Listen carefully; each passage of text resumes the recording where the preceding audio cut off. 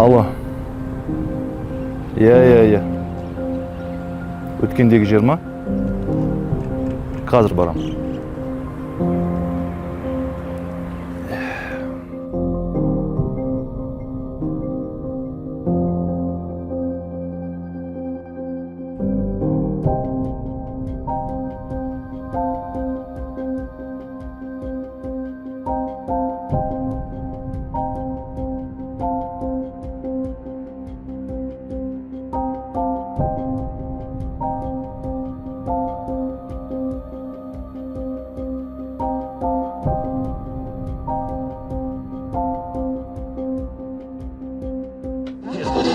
Көбіне экстремизм мен терроризм үшін деструктивті діни ағымдар қалқан болады.